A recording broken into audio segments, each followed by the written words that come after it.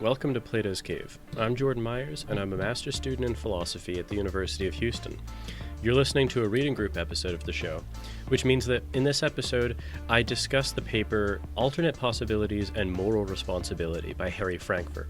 So this is a part 7 of the Moral Responsibility and Free Will series, and this is a continuation from the last episode. So this paper was written in 1969, which was before the paper we did last episode in 71.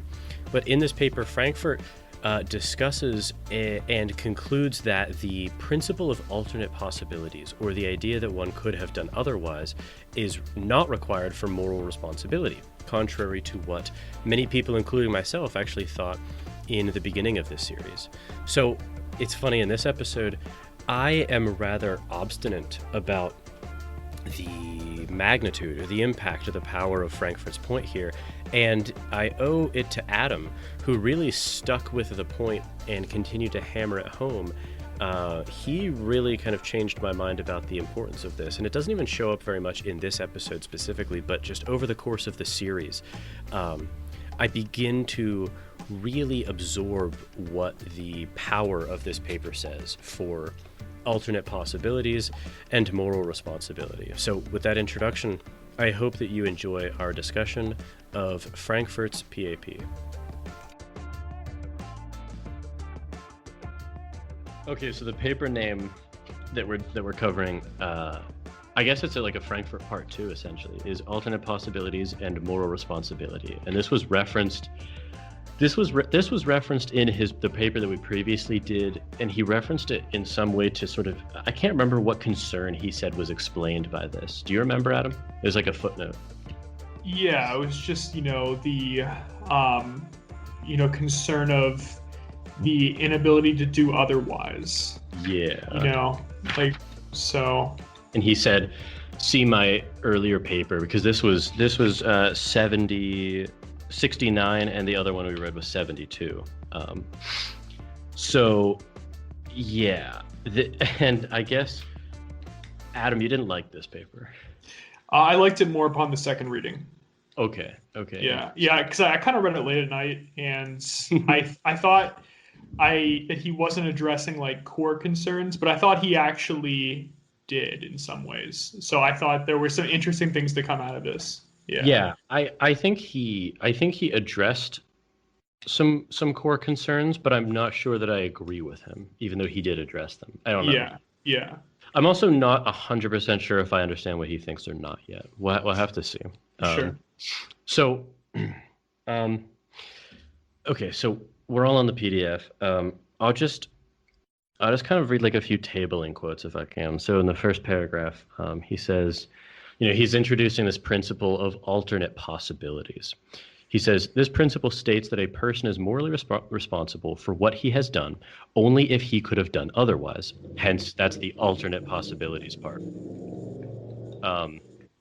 Its exact meaning is a subject of controversy, particularly concerning whether someone who accepts it is thereby committed to believing that moral responsibility and determinism are incompatible. Now, I have a note upon my first and only reading, unlike Adam, that I say yes. So if I do accept what I understand the principle of alternate possibilities to mean, then I do think that moral responsibility, at least in a deep sense, and determinism are incompatible. Now, I think that he explicitly says that this is not the case in his view. It's funny, he actually just says in the second paragraph, but the principle of alternate possibilities is false. I love how he states that it's like false. It's not just like, this isn't the metric, like this is what it should be about. He's like, it's false. He says a person may well be morally responsible for what he has done, even though he could not have done otherwise. Which that is something that, like, just at the start, I'll put on the table that, like, I am opposed to. Like, it's hard for me to imagine in what sense you could be deeply morally responsible if you could not have done otherwise. But obviously, he tackles this question. Okay, let me read a few more quotes from section 1, and then we'll get started. He says, In seeking illustrations of the principle of alternate possibilities, it is most natural to think of situations in which the same circumstances both bring it about that a person does something and to make it impossible for him to avoid doing it. These include, for example, situations in which a person is coerced into doing something, or in which he is impelled to act by a hypnotic suggestion, or in which some inner compulsion drives him to do what he does. Now, this is actually something very similar to the course guard thought experiment that we talked about. I guess not published, but like where the device is implanted in your brain and it controls your actions. That would be a very straightforward instance of compulsion, or the lack of being able to do otherwise. He says, however, this is second paragraph. However, there may be circumstances that constitute sufficient conditions for a certain action to be performed by someone, and that therefore make it impossible for the person to do otherwise, but that do not actually impel the person to act or in any way produce his action. Now, a person may do something in circumstances that leave him no alternative to doing it without these circumstances actually moving him or leading him to do it. So that seems like he was talking about like a Strawson type 1 plea, excusing conditions as opposed to exempting conditions, something like that. And so he lays out his aims in the paper. He says there's basically, from what I understand, 3 aims. He says, I propose to develop some examples of this kind in the context of a discussion of coercion, and to suggest that our moral intuitions concerning these examples tend to disconfirm the principle of alternate possibilities. Then I will discuss the principle in more general terms, explain what I think is wrong with it, and describe briefly and without argument how it might appropriately be revised. And just to clarify, the situations that he's describing there, it wouldn't quite be a type 1 plea. I guess you're right. Actually, it would be more type 2. Well, it's more cases where a person would act. I mean, he's going to get into that case, with like, but it's all about a person not being able to do otherwise.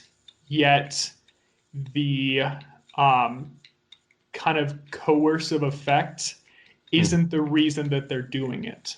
So yeah.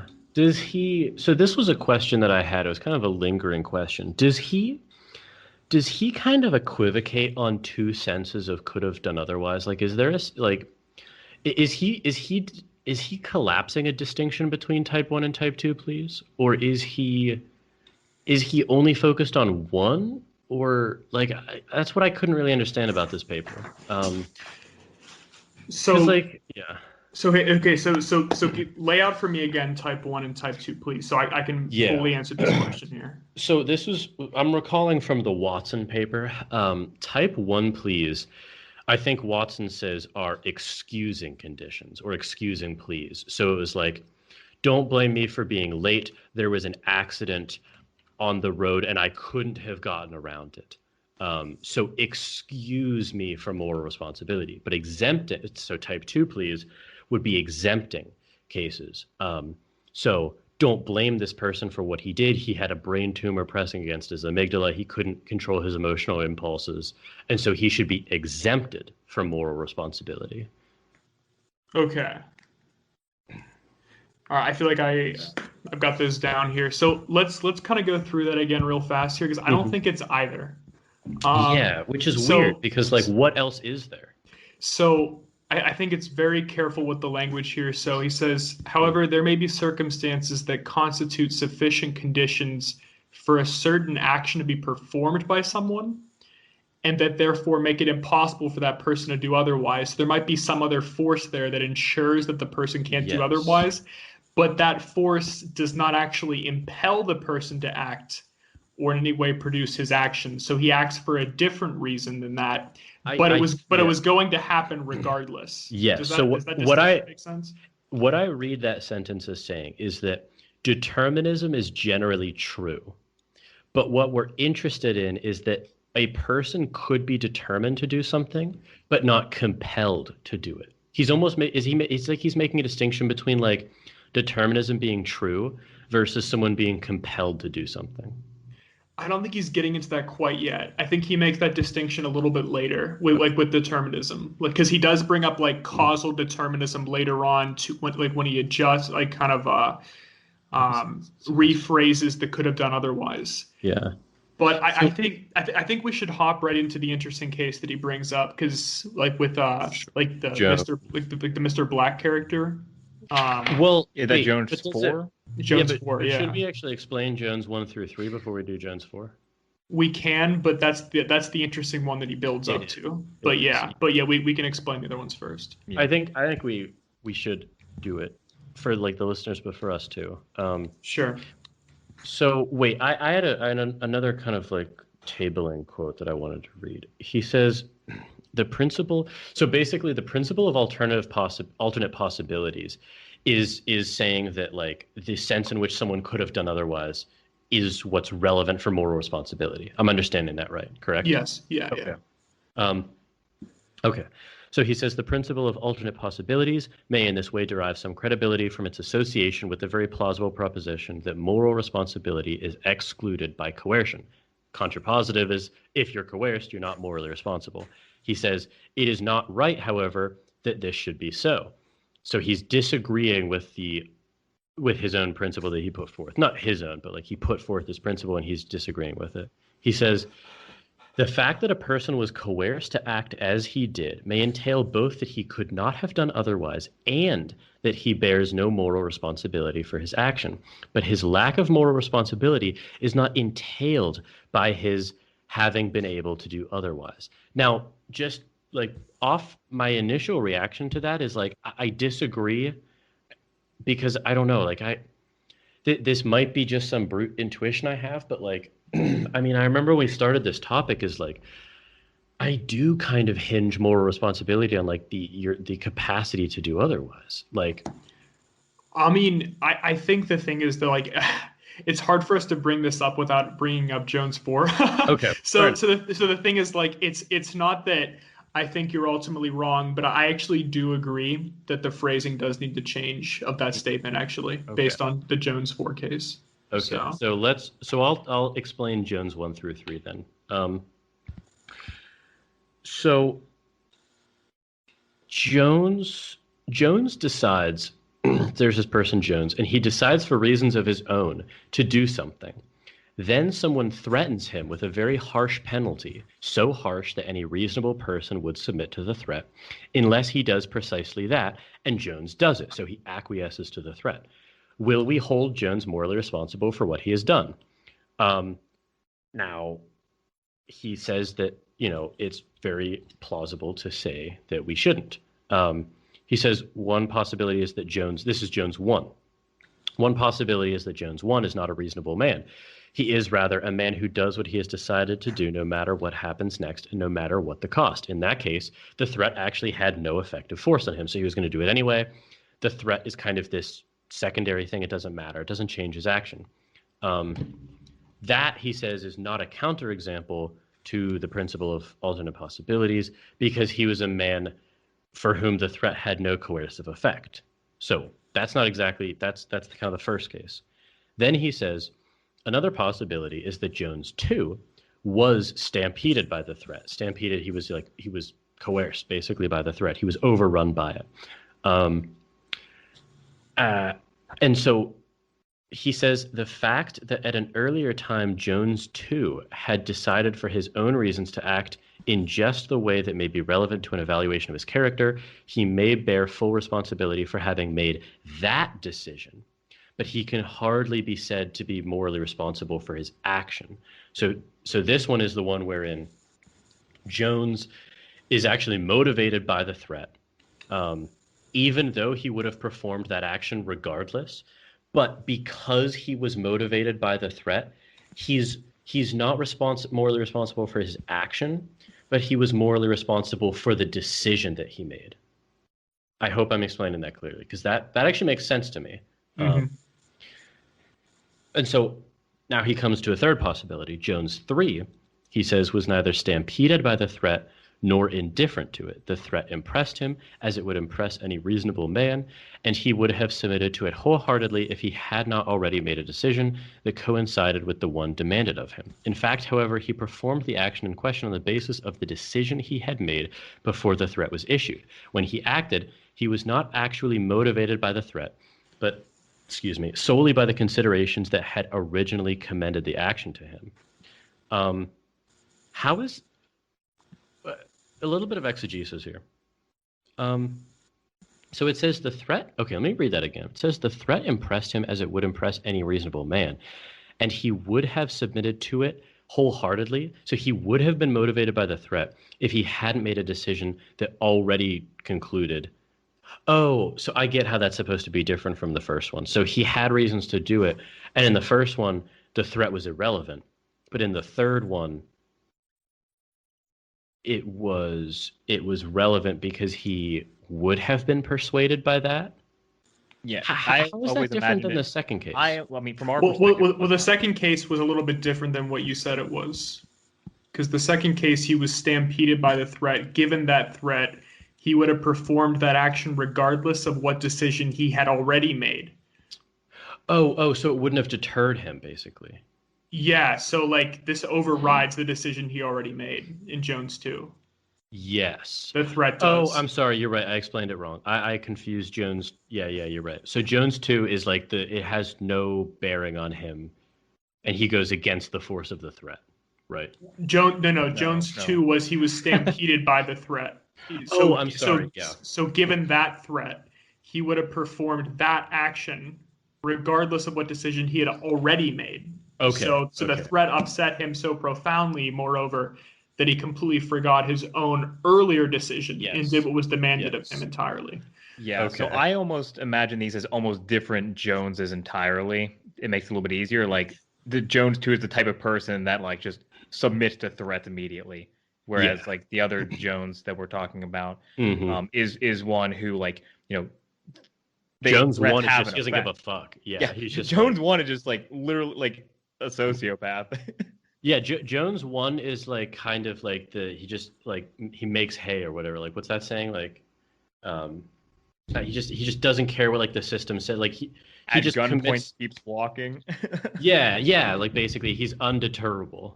Did you ever see the one video of that guy who was like drinking at the bar and like someone like held a gun to his head and he just kept drinking and then he's the Jones 1. Yeah, Jones 1. Yeah, and the guy like I forget exactly how the video went, but the guy like I don't know, tried making him like, get on the ground like everybody else, and the guy was just like tugging on the gun as it was like at his head. Oh my God. The video's crazy, but that's what it reminded me of. It's a Jones 1. Like he seriously just didn't care. He was gonna drink. Jones 1. He was gonna continue drinking at the bar, like no matter what coercion was there. So Jones 2 then he stops drinking, he gets on the ground. Yeah. And Jones 3 was neither stampeded by the threat nor indifferent to it. So he just responds to the threat sort of like, so he's just saying like, all things being equal, I'd rather not get shot in the head, but it's kind of like a calm deliberation, I guess. It's that's the difference. Someone who is susceptible to a threat, but is not by definition going to submit to a threat. So I always had to interpret these as like what type of person Jones is. Okay. As opposed to like the circumstances. That made it easier to me. I don't know. Let me read this. Let me read this again. In fact, however, he performed the action in question on the basis of the decision he had made before the threat was issued. When he acted, he was not actually motivated by the threat, but solely the considerations that had originally commended the action to him. So he doesn't act because of the threat, but it's part of the calculus. Like he recognizes the threat. Okay. So he performed the action in question on the basis of the decision he had made before the threat was issued. I don't understand how that makes sense, though. If the threat hadn't been issued yet, how is he kind of taking it into the calculus? I think what it means is like he had previously decided that he was going to do this, and then like when the threat appeared, he's like, okay, well, he's someone who's previously decided that if someone points a gun to my head, I'm going to get on the ground and stop drinking instead of finish the drink. Is that what you're saying? Actually, that's not how I thought about it, but that might be correct. Adam, do you have any comments? I think that example doesn't work as well, like the gun to the head. This might be more like, But he could have a generalized case of it. yeah, but the thing is that person might, it's hard to imagine a gun to a head, the person not either being one or two. True. You know what I mean? Like, because the thing is, like, you're either gonna like acquiesce. Oh, how about this? And like an example. no, but I'm saying, sorry. yeah, I'm saying like there are many examples, like say like in politics, if you had planned to vote on a certain bill, right? But then the threat was made. You recognize the threat, but you still vote the way you were going to vote on the bill. You know what I mean? Like you've taken the threat into account, but it doesn't actually affect the way you're going to vote. Okay, So, I get it. So I get it. Yeah. Or technically, isn't it conceivable that it actually could have? Oh, well, that actually goes to the fourth case. So never mind. Good transition, though. Yes. Okay. I understand. I was a little hazy on the actual distinctions between the three Joneses. So, okay.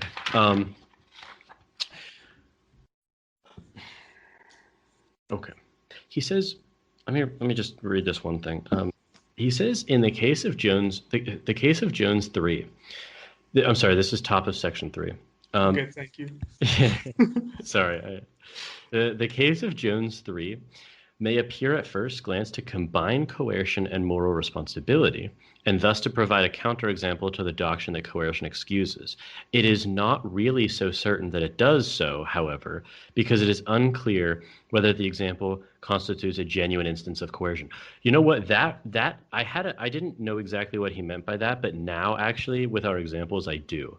So if he actually does acquiesce to the threat, we're not sure if it was true coercion or if it was just this was his rational deliberation. He decided kind of like, into the calculus it goes, and so this is the outcome.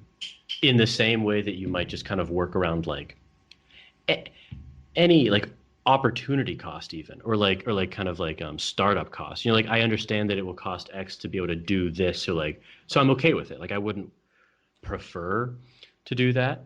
Like if this conference is in Jerusalem, like the flight cost is not something that I'm happy about, but I'm not exactly coerced to pay. You view it as a cost. Exactly. You recognize it as a cost. Exactly. It's a threat of sorts in that sense. Mm-hmm. Okay. I think I understand that now. So I wanted to like do this one other thing about this. So he says, suppose we decided to say that Jones 3 was not coerced. Our basis for saying this this is second paragraph, will clearly be that it is incorrect to regard a man as being coerced to do something unless he does it because of the coercive force exerted on him, which makes sense. That's intuitive, at least. Yeah. On the other hand, suppose we decide to say that Jones 3 was coerced, then we will be bound to admit that being coerced does not exclude being morally responsible. Now, that latter part is something that I still disagree with, even though we'll get into it. So I guess I fall into the former camp where he's not coerced. Is it clear? Like I'm not fully understanding what Frankfurt would say though.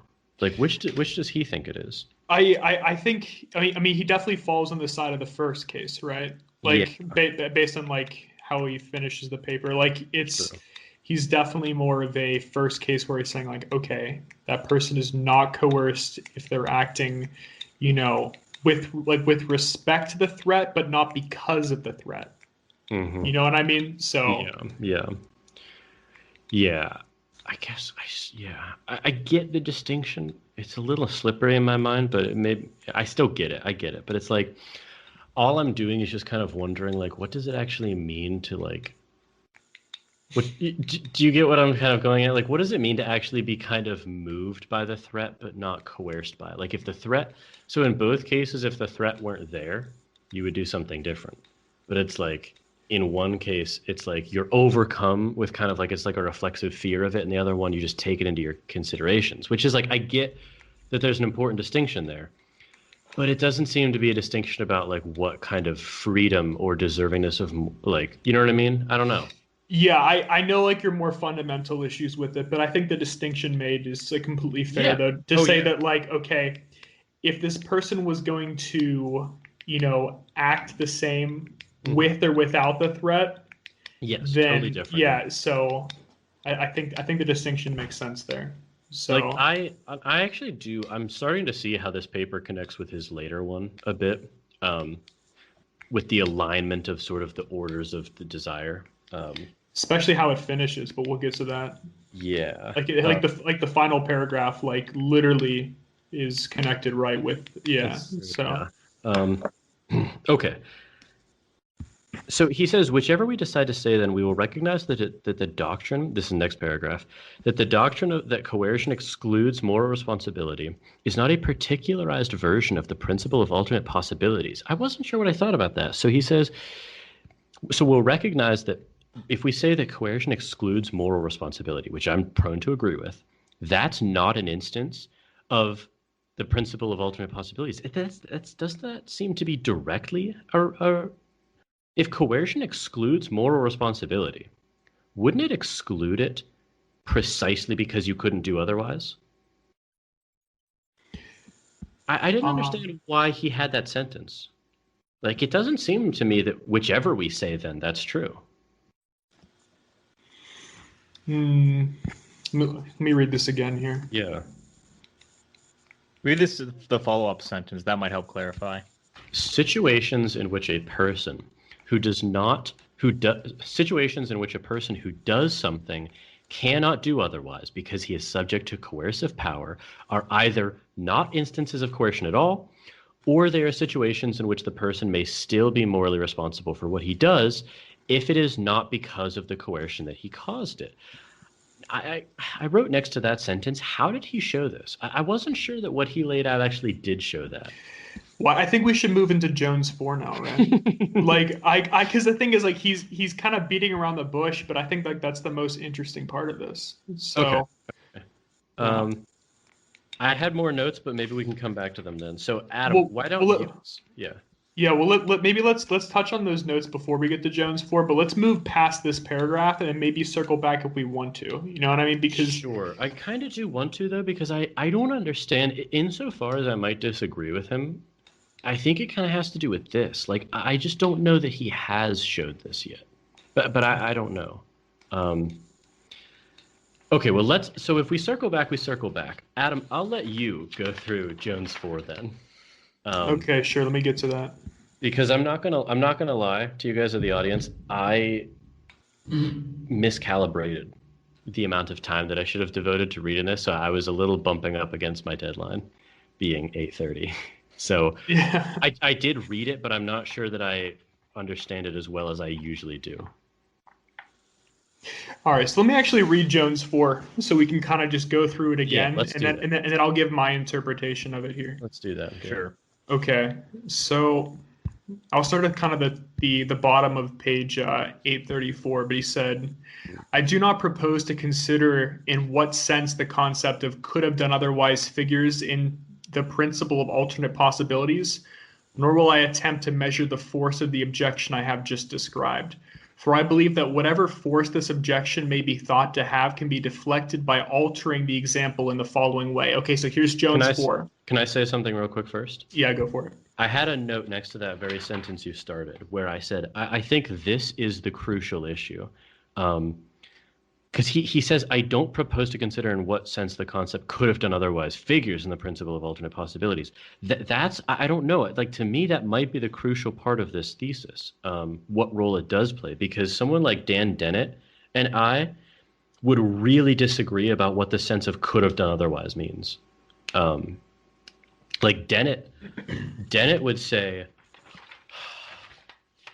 could have done otherwise. All we mean by that is the colloquial sense of it, basically. Like, it's the sense in which when you're at a stoplight, you could make a right or you could make a left. There's nothing impossible or kind of prohibitive about either of those options.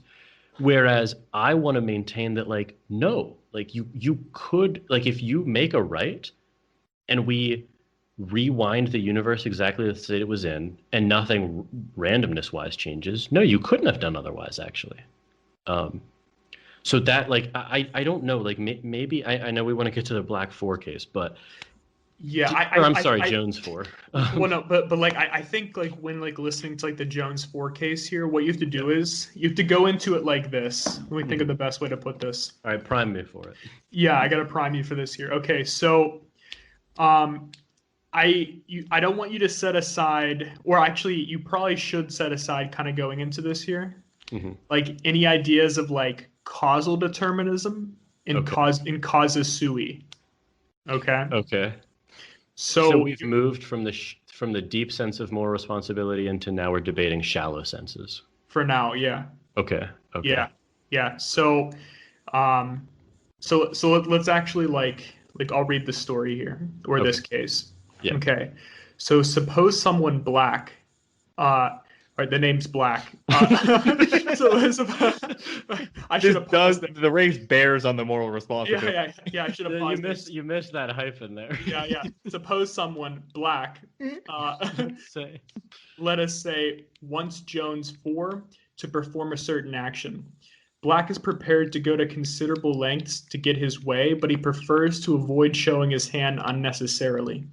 So he waits until Jones 4 is about to make up his mind what to do, and he does nothing unless it is clear to him that Jones 4 is going to decide to do something other than what he wants him to do.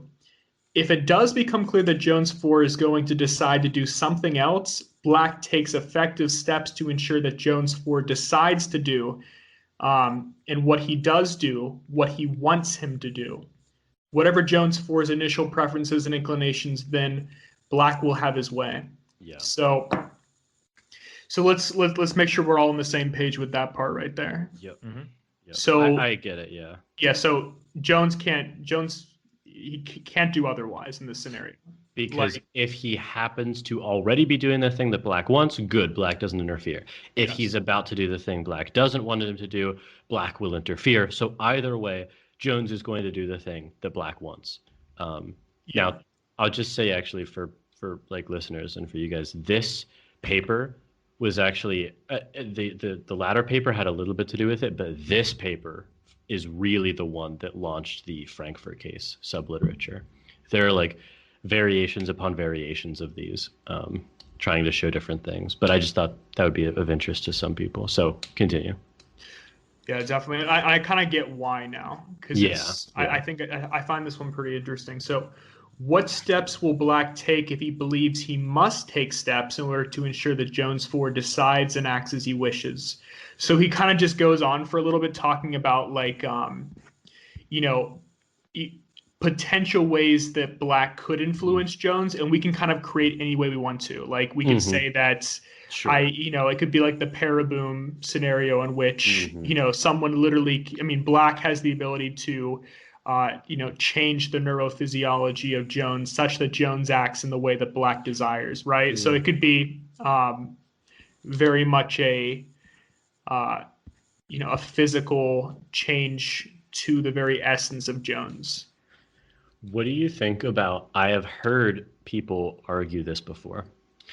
I've read a variation of this where people actually say that the crucial, so I'll let you, so basically, Adam, explain to us the upshot of this. Like, what is this saying about moral responsibility?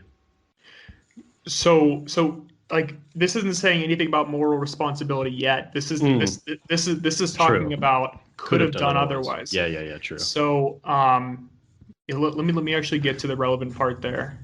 Then I'll say so here's my take on this so far. Okay. So far, I think that this difference, whether Jones does what Black wants of his own volition, let's say, or whether he does it via influence by Black.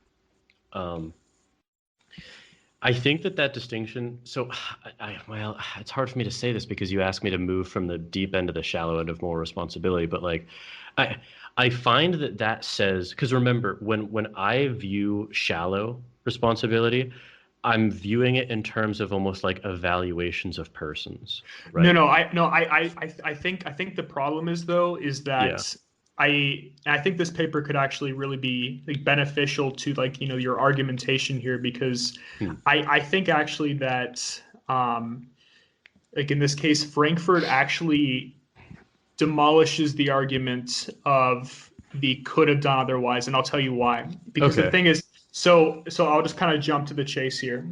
So, okay, let's imagine someone. When we have to posit these things first, right? Mm-hmm. So let's imagine someone could be causa sui, right?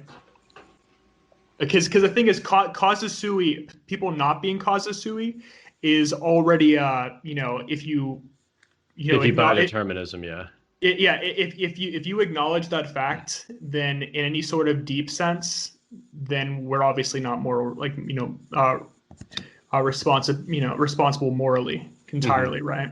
Sure. But let's actually accept that aside for a second, right? Okay. So imagine that we also set aside causal determinism for a second. Okay, so we're just reserving judgment on that. Yeah. Are you still there? Yeah. Okay. I kind of got cut out there for a second. Okay, so we've set aside both of those things, right? Causal determinism and causa sui. Okay. Right? Okay, so now we're just going to examine somebody's actions in the context of, locally. Could have done otherwise. Yeah. So the point of Jones 4 is that when analyzing moral responsibility on Jones's part, in this case, Jones acts in such a way that Black never has to get involved, right? Yeah. So there's no coercion in that sense, mm-hmm. right? And so let me also just read something else here, because it's kind of hard to. It made sense when I read it, but I want to keep Let me read this part too. The example is also flexible enough to allow for the elimination of Black altogether. Where is anyone this? This is at the bottom of page 836. Okay. So the example is also flexible enough to allow for the elimination of Black altogether. Anyone who thinks that the effectiveness of the example is undermined by its reliance on a human manipulator who imposes his will on Jones can substitute Black, a machine programmed to do what Black does.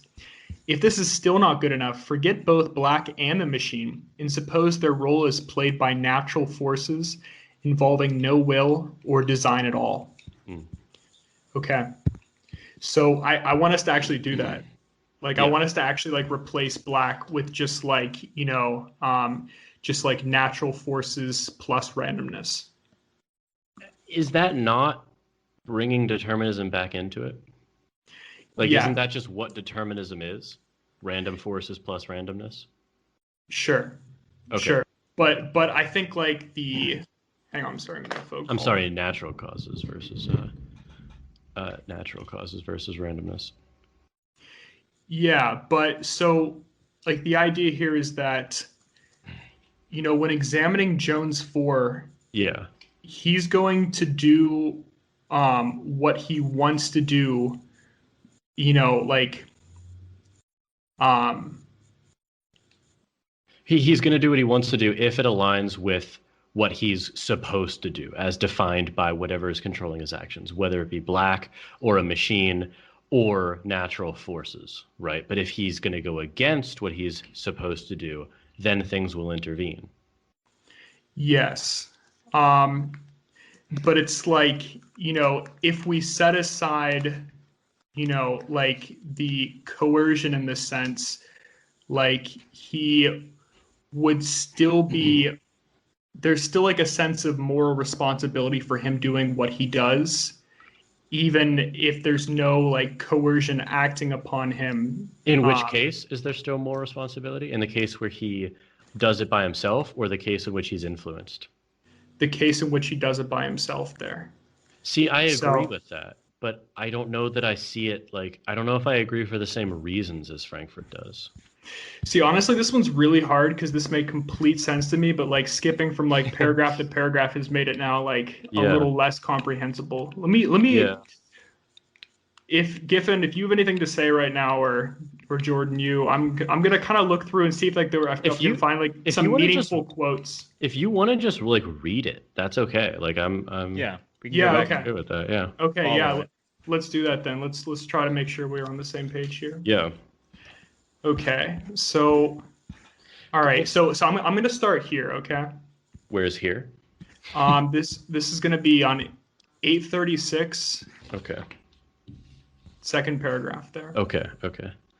All right, so now suppose that Black never has to show his hand because Jones 4, for reasons of his own, decides to perform and does perform the very action Black wants him to perform. In that case, it seems clear Jones 4 will bear precisely the same moral responsibility for what he does as he would have borne if Black had not been ready to take steps to ensure that he do it. Yeah, that's totally intuitive. Yeah. Yeah, that checks out. Yeah. Okay. It would be quite unreasonable to excuse Jones 4 for his action or to withhold the praise to which it would normally entitle him on the basis of the fact that he could not have done otherwise. This fact played no role at all in leading him to act as he did. He would have acted the same even if it had not been a fact. Mm-hmm. Indeed, everything happened just as it would have happened without Black's presence in the situation, without his readiness to intrude into it. So, let's see here. So, is there more that you're trying to find right now? Yeah, I want to find more relevant parts here that really had like an impact on me, because the thing is, like, it's not to say like kind of like my takeaway from this. Yeah, it's kind of hard to like verbalize it at least, but it's not to say that there's any sort of ultimate moral responsibility. Mm-hmm. It's just that the argument of could have done otherwise, like at least from this paper, it kind of showed me that you actually need more to bolster that argument. Actually, the argument of could have done otherwise itself fails, but you need the idea of like, okay, you have to introduce causal determinism. You have to introduce, the fact that we're not causa sui. You have to introduce these other variables. The argument of could have done otherwise, could not have done otherwise, does not work on its own. Because you can imagine situations in which, you couldn't have done otherwise because like there was a force like Black, mm-hmm. But you still acted. I think I get it. Yeah. So, okay, I actually don't disagree with you at all, but I have a different emphasis. Okay. If I'm understanding you correctly. So like, it's weird. Like I hope I'm not being like pedantic, but it's weird. Like I agree with everything Frankfurt says, but it doesn't change my mind about much. But I also don't know if it was supposed to. Like so let me explain that. So I buy hook, line, and sinker his intuition that Jones 4 will bear precisely the same moral responsibility for what he does as he would have borne if Black had not been ready to take the steps to ensure that he did. I totally buy that. However, I feel like let me explain, I guess, this way. So the gold standard would be like causa sui born moral responsibility, right? Sure, but you just had to introduce that. So the argument of like, but continue, yeah. Just continue. So that, but no, it's a good interjection. Like, so that's totally true. So like the deep sense of blame is not warranted, right?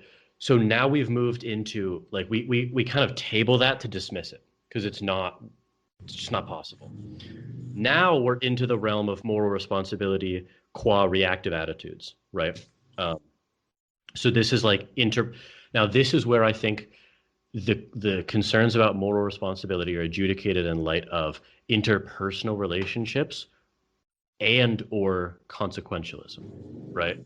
Consequentialism evaluated kind of by like the types of persons, right? So all of these compatibilist like the accounts of moral responsibility, I think they're like super interesting and they're super valid.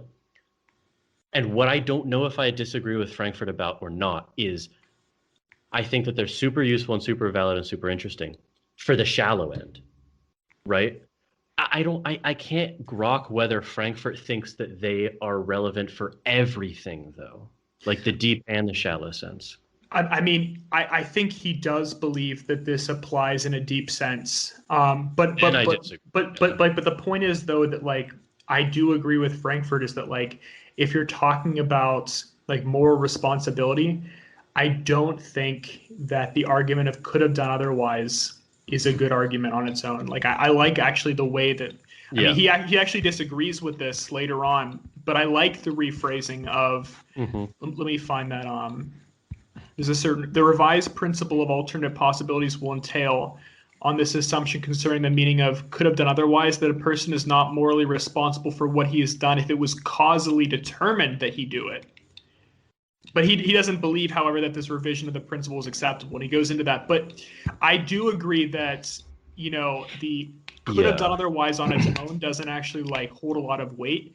And I feel like, because like you can imagine, like if you don't introduce causal determinism and you also don't like introduce like causa sui and you just like analyze like someone's behavior on its own, then it's not enough. You're right. No, it's not enough. Like it but should I just don't buy that those ifs should like I guess so maybe I agree with him in the sense that like if you say if we don't introduce these things, then this is what's relevant. I agree, but when you say if we don't introduce those things, you've moved me from the deep to the shallow end of more responsibility, which I'm not trying to like degrade the importance of the shallow end. Like it's like shallow is just like our demarcator for it, but like the shallow end is where all the work gets done. No, I know I disagree with that still because I still think like fundamentally that like say like in a debate about free will or moral responsibility, right? If you said for me it really impacts me like the idea of couldn't have done otherwise, then I think that's poor phrasing because then you have to then you have to absorb the Jones 4 case. Yeah, well, you have to like introduce other things what you mean by that.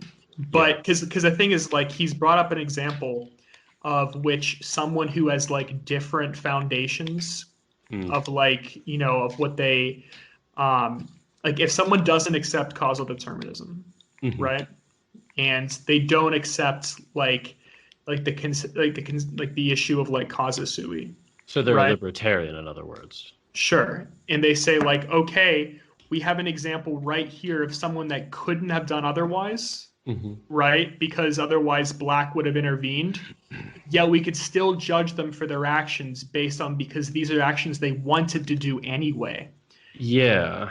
Wouldn't you not be a libertarian in that case then? If you're admitting that Black or the versions of Black could compel him, aren't you not being a libertarian then? I don't know what you mean by that. I might be talking past each other. Well, so I'm saying either. Okay, let me explain it. Because Frankfurt said that like Black could intervene somehow, and we go from very pedestrian ways to very complicated ways of how he could intervene. Right? He could like hit him with a car and stop him. That's kind of the most brutish way, right? Or he could kind of slip something into his subconscious in his dreams or something like that, right? That's kind of like a middling case. And then he could actually control, like actually a modern version of this case is one that's like Course Guard. So Black implants the device in Jones's head, but he doesn't turn it on unless he needs to, right? So that could be on the farther end of the spectrum where it's like Black has this device, and as long as he does what Black wants, he doesn't turn the device on, but he could turn the device on. Well, right? That's what he's doing right now. That is Jones 4. That is the case. That's what I was explaining. I lost my train of thought. What was the question that you had asked me? Libertarian. Okay. But then Frankfurt walks that back even further, right? So the whole point that he's making is that you don't even need Black to be an agent, because people could and people have actually honed in on that part. Like it's only a suspension of moral responsibility if an agent is controlling your actions. If it's not an agent, then it doesn't have anything to do with moral responsibility. But if it is an agent, then that suspends it. So Frankfurt wants to stay away from that objection, and he says, okay, I don't care if Black So he sets up a spectrum between black and basically I'm reading him as saying determinism, right? But that's what I'm saying, that so a libertarian could accept that a device implanted in your head could determine your actions, but for some reason a libertarian would stop somewhere on that spectrum and say once you get to determinism, it's either not true or you can overcome it, right? Yeah, but the thing is, like, I totally understand what you're saying there. Mm-hmm. But just imagine like how this debate would go, okay? Yeah. Like for like if you said for me, like the fact that you can't do otherwise, you know, that you couldn't have done otherwise here really does it for me in terms of moral responsibility. And then someone brings up this case specifically and says, Yeah. you know, yes, but you know, I believe that, you know, people should be judged based on, you know, their actions. And in this case right here, you know, they had the choice to choose. And although the outcome would have been the same in both cases, this person, ultimately chose to do this action, even if the outcome was predetermined. Explain what you disagree with me on then, because I would say, yes, that's absolutely true. That's a great way to evaluate the type of person that he is. No. Because you would then change your argument at that point.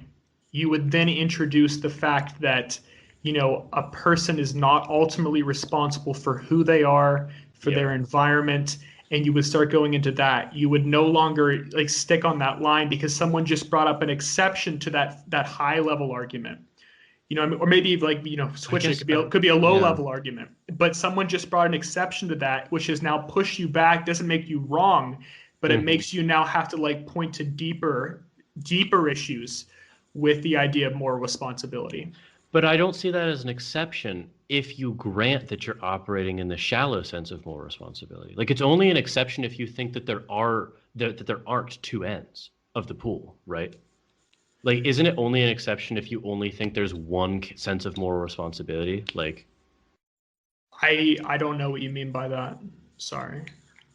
You're raising it as an exception because you're saying, no,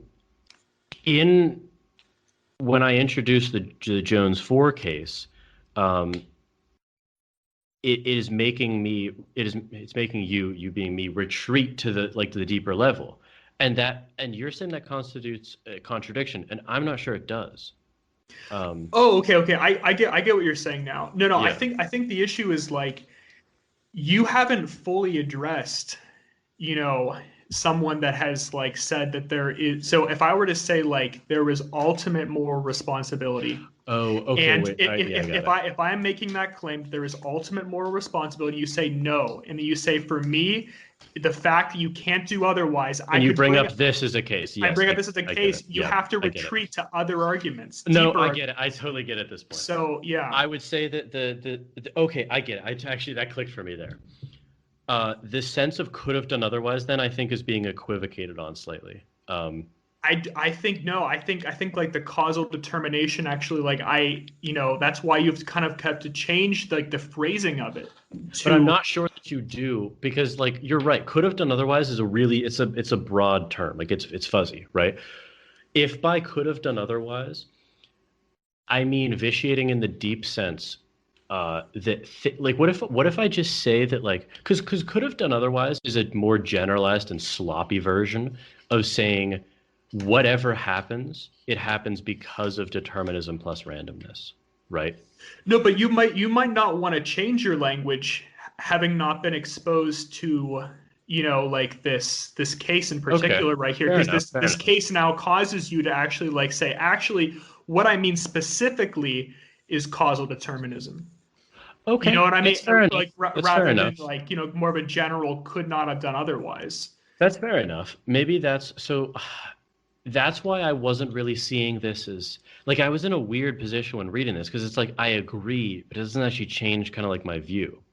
No, that's why I think this paper is actually really good now that because the thing is like it doesn't vitiate your argument in a deeper sense, but it says that actually the language isn't as specific as it should be if you're going to make that claim. Okay. Because you actually have to, you get what I'm saying. I buy that. I buy that then. So when I say could have done otherwise, I need to specify that what I mean is that whatever happens because of determinism plus randomness, and that vitiates a global sense in which you could have done otherwise, while there are clearly local senses in which that distinction does not cover everything we need to know for moral responsibility.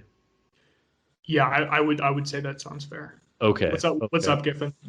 I was just going to say, like, upon my first and only reading before this discussion, I basically came out of this paper and was like, you may as well have just said that Frankfurt had like some qualms with like the definition of coercion and no, but I think it's deeper than that. I actually do now. I think it's deeper. Yeah. Do you get my point now that I was driving for there? Yes, I do. I didn't mean to interrupt Giffin, but I do. But Giffin. I mean, kind of. I don't know. I just don't see it as like. I wouldn't call this a great paper, like after like discussing, but I understand a little bit deeper like what he was trying to go for. I think. I find it funny that Adam, you went from this isn't relevant, we shouldn't discuss it, to this. Because my first reading was your reading. Yeah. I was just like, I don't see in any way how he actually. But then I read it again. I'm like, that's funny how you read it late at night and I read it under a time constraint. Yeah, you come away and you're like, how in any way does he address like, the idea? But it's like, actually he does, because you shouldn't actually use this language. People can find counterexamples to I actually get it. So here's my question. I wonder, I think that point that you summarized him as saying is a very nice point. Is that all? I'm just wondering, is that all he means? Is it No. Yeah. He goes further. Okay. Because I think let's see if we can land on that further. That was my question. Yeah, let me There's at the top of section 5 there might be a nice quote. He says, "The fact that a person could not have avoided doing something is a sufficient condition of his having done it. But as some of my examples show, this fact may play no role whatever in the explanation of why he did it." I want to see if this note is still true under my new understanding of it. I said, yes, exactly. No freedom, but very different types of people, but he's looking at it through the lens of free will or moral responsibility. Do I still agree with that note? The fact that a person could not have avoided doing something is a sufficient condition of his having done it. Duh. The first sentence is admitting determinism is true, right? Then the second sentence, but as some of my examples show, this fact may play no role whatsoever in explanation of why he did it. Yeah, which is the local sense of moral responsibility. So I agree with that quote. Right? What? Because help me find the further part of it then, Adam. I honestly, he completely explodes in the final paragraph. The final paragraph. Final paragraph. I mean. Wait. Can I read a quote on page 837? Yeah. Before we get to the explosion, which I do want to see. 1, 2, 3 paragraphs down, first sentence. This then is why the principle of alternate possibilities is mistaken. It asserts that a person bears no moral responsibility. That is, he is to be excused for having performed an action if there were circumstances that made him impossible for him to avoid performing it. Okay, so the principle is mistaken. I don't know if I would say it's mistaken. It's fatally unspecific, as stated by could have done otherwise, right? Because I'm taking his point to be a hermeneutical point, but if he wants it to be more than that, then I might disagree there. So if he's saying that could have done otherwise could both be applied to admitting that determinism plus randomness is true, and it also can be a type of could have done otherwise, like in the Black case or the Jones 4 case, then you're meaning two different things. You need to be more specific about at least one, if not both of them, right? I actually have fully come around to that point. I agree. So then I would say that the first case of could have done otherwise, I should say that whatever happens precisely because of determinism plus randomness, and nothing can override those two causes. Wherein the second sense of could have done otherwise is a pragmatic kind of pedestrian sense, not to degrade it, because I actually don't think that that's a less important sense. Which is like you pretty much cut out like that little like exchange you'd have. Damn. Like no, I'm saying like you didn't. You're saying my connection cut out. No. I mean like you pretty much like cut out that little exchange you'd have if like you raised, the fact that you can't do otherwise. You know what I mean? And someone say, well, how about in this circumstance? You say, well, that's. But what I truly mean is this. Yes. You're right. You're totally right. Actually. I actually don't think that has anything to do. This won't be relevant to the listeners because we didn't post that last episode. But like, did you say that you think this has to do with Adam? I think I take what you were saying is this has to do with my overall view on this, but it doesn't have to do with my writing sample. Okay. Yes, because whenever you and I or like on the podcast, you've said like for me, what does it is like the fact of couldn't do otherwise. You know what I mean? It's like he's like kind of change your wording on that a little bit. And I still think that, but I think it differently now. Yes. Yeah. Okay. Yeah. Okay. I agree because I just wanted to clarify that because I wasn't seeing how this was exactly relevant to my writing sample, but no, it's not. No. Okay. Okay. One more quote, and then we'll let you explode. So he says, 838, 1, 2, 3 paragraphs down. Suppose a person tells us that he did what he did because he was unable to do otherwise. Or suppose he makes the similar statement that he did what he did because he had to do it. We often accept statements like this, if we believe them, as valid excuses. Skipping down, we understand the person who offers the excuse to mean what he did, to mean that he did what he did only because he was unable to do otherwise, or only because he had to do it. I actually think that that's a very nice distinction. And it goes to, I think I mentioned to Adam, but maybe both of you, but maybe just Adam, I can't remember. David Pizarro did that really interesting social psych study where people automatically assume that in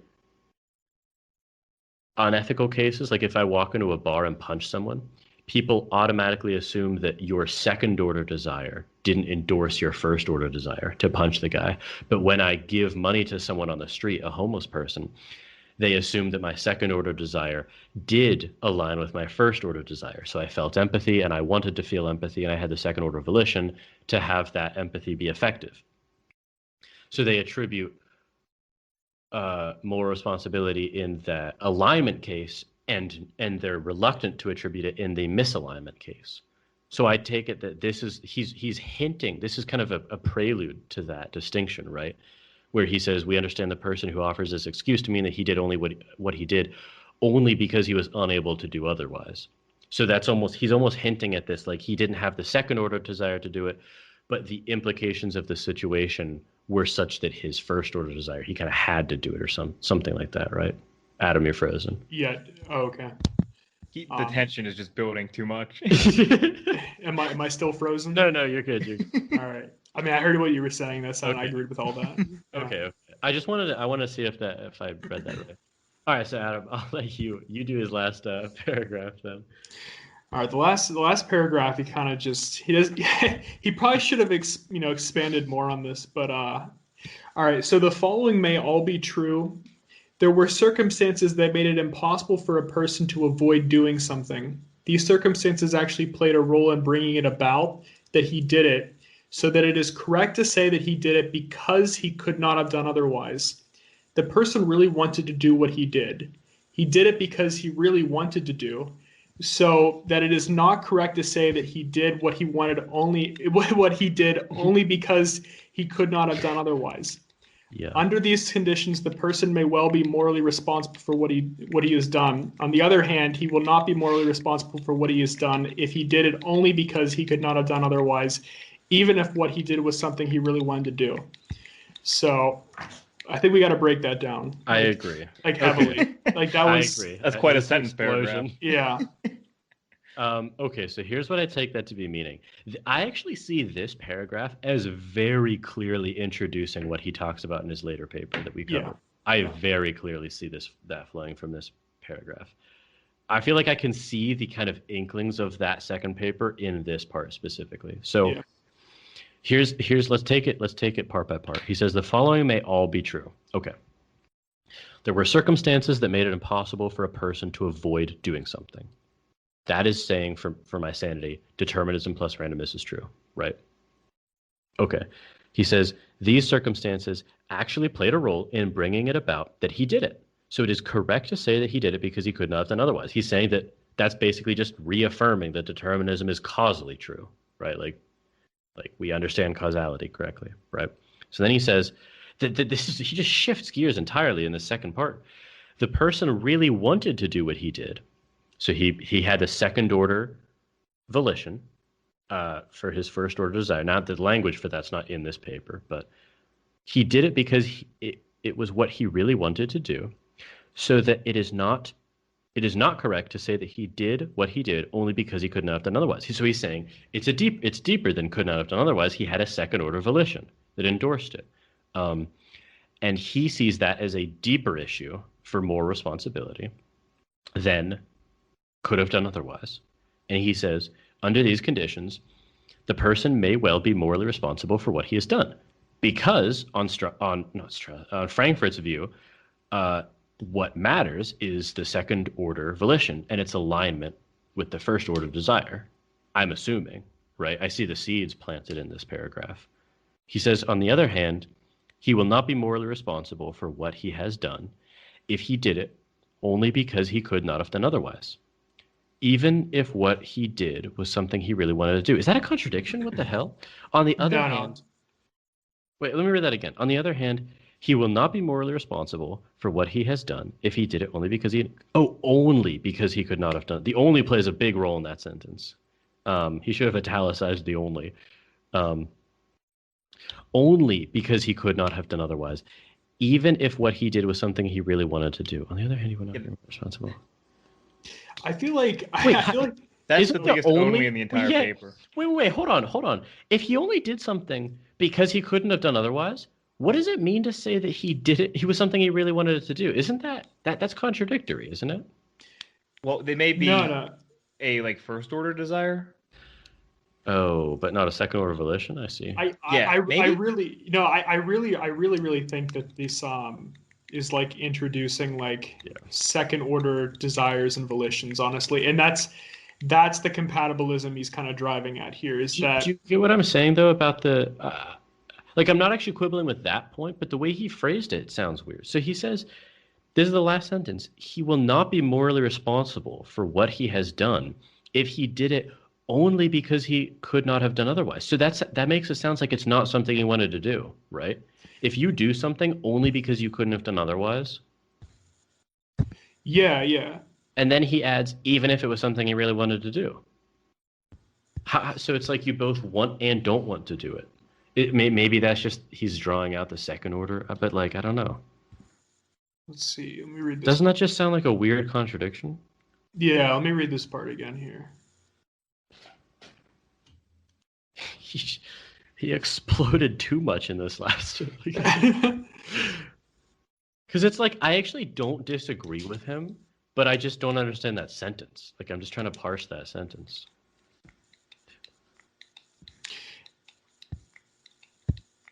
Yeah, that sentence is pretty interesting. We actually have to see if it actually makes sense, because it's the cause of why you did something, right? So in the first, he introduces in the beginning of the paragraph, just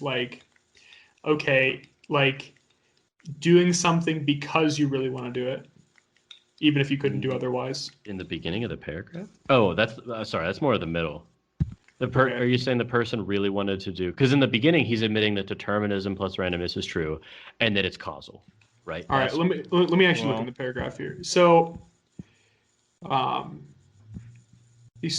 so there were circumstances that made it impossible for a person to avoid doing something. These circumstances actually played a role in bringing it about that he did it. So it is correct to say that he did it because he could not have done otherwise. Okay. So he's saying that determinism is true and it's causal. Okay. Yeah.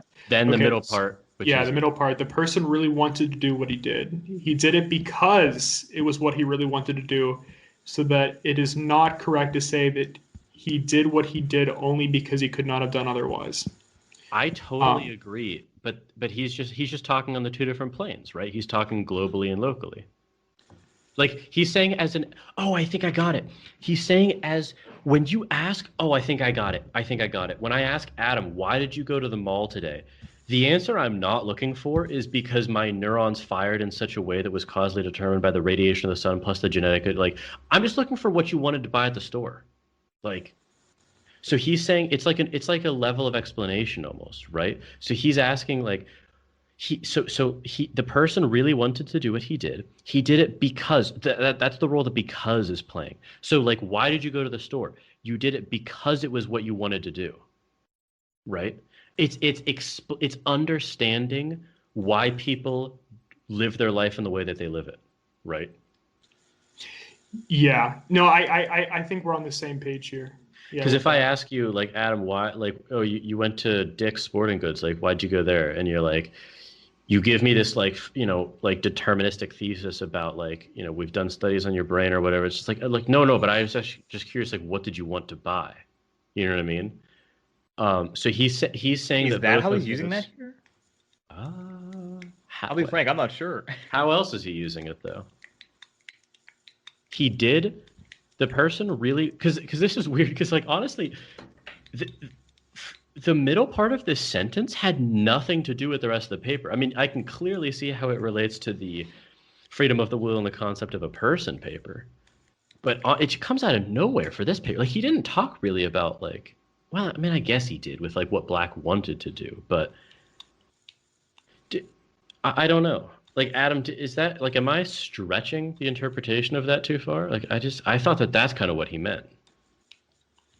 Yeah, Adam, I really want to hear your thoughts here because it seems like a stretch to me, but I could easily be misunderstanding this paragraph sentence. I don't know what else that could mean. So, I mean, with this one, like.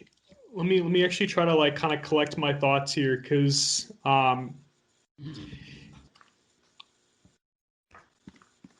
think what he's driving at is what he's introducing in the paper we read, the last paper we read, where it's like, okay, it does deal with second order desires, and if you're acting because of second order desires, because of those, if those are actually influencing action.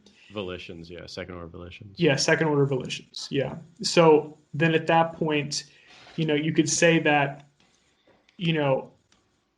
not only are you acting because you couldn't have done otherwise, right? Because you can't do otherwise, but you are acting also with respect to second order desires. So as introduced earlier in the paper, so you can act in a way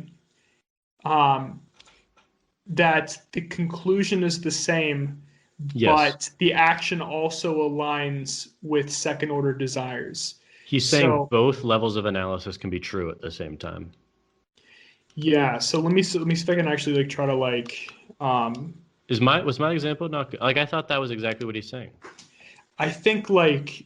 You weren't getting quite to like the second order desire of like, okay, aligning with what you really want, right? It's not just what you want, it's what you really want. Like I wanted to go to Dick's to get like a new pair of shoes, and I'm really happy with being the type of person that's like into collecting shoes. Sure. So like in that case, let's see here. Because he's like, I really do think it's the level of analysis. Because he's saying, because remember, he talked about, I can't remember the exact language he used, but he said something about like, there's an explanation versus a cause, or it was like something like that. I can't remember his exact verbiage, but a cause. He's admitting that a cause of you going to Dick's to get a new pair of shoes is determinism plus randomness. Like he's saying, yeah, that's true. But he's also saying an explanation of what you did is because you wanted shoes and you were okay with that. You had a second order volition for that desire to be effective. And that's where he sees more responsibility. So he's like a deep compatibilist about this, where I'm just a shallow compatibilist about this. Right? Yeah. Yeah. I wanted to bring up, ahead, Giffin. I was going to say, I wanted to bring up, and I've been waiting. Hopefully this is a good time.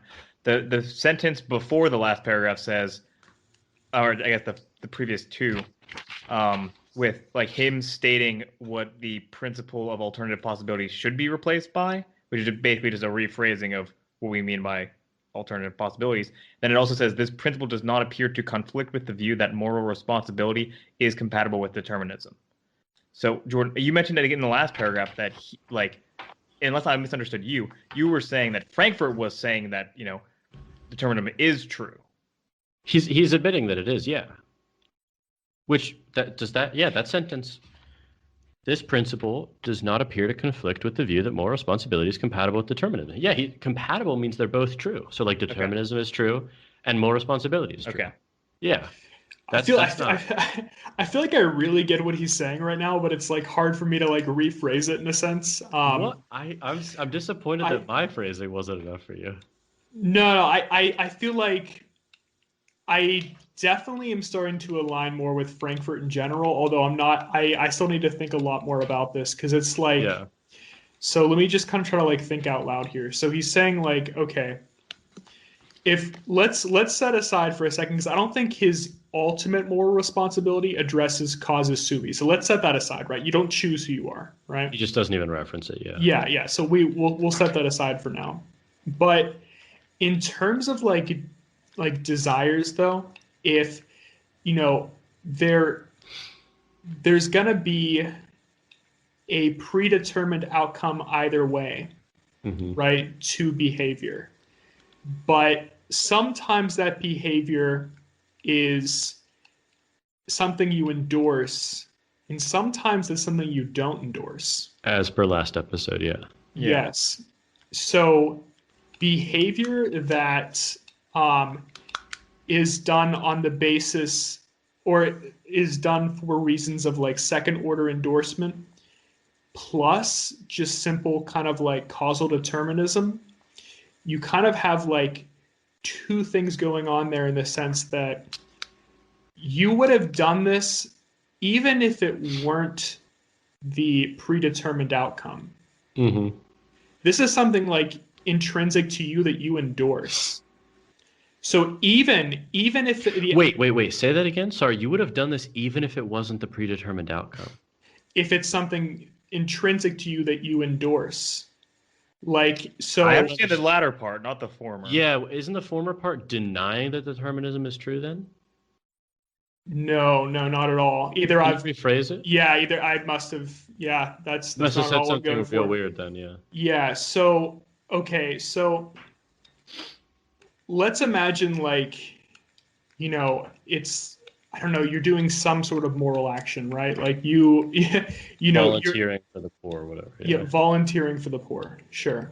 Okay. So, you didn't like obviously like cause your desire to give to the poor. Yeah. Sure. But it's nonetheless one that you endorse and the actions of you kind of like, helping out the poor. It's like not one, it's one that would have happened either way, whether one that it could have been causally determined, but it's also an action that you endorse. So even if it wasn't causally determined, you would have done it anyway. That doesn't make that I'm with you until the last part. What do you mean by even if it wasn't causally determined, you would have done it anyway? Yeah, so do you not agree that seems to be committing you to contra-causal free will at that point? So because the thing is like you have to imagine that like a conception of contra-causal free will and say that okay, if you posit this, right? Like if you posit contra-causal free will, okay, you still would have chosen that action, right? Because it's one that you endorse. Yeah, but then I don't understand exactly. What do you drive? Say it again. It seems like it's incoherent because it's like it's saying I don't. But maybe I'm misunderstanding you. Say it again.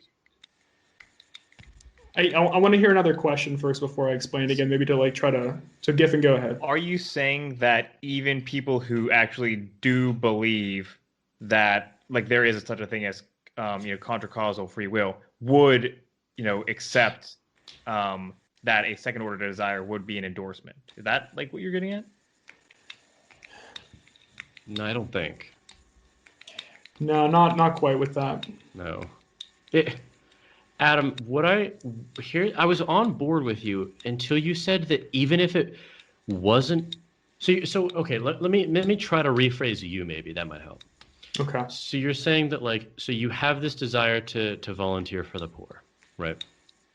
And that desire was causally determined in you, right? Like Frankfurt admits that. Like we're all on the same page about that. When you endorse that desire, you are.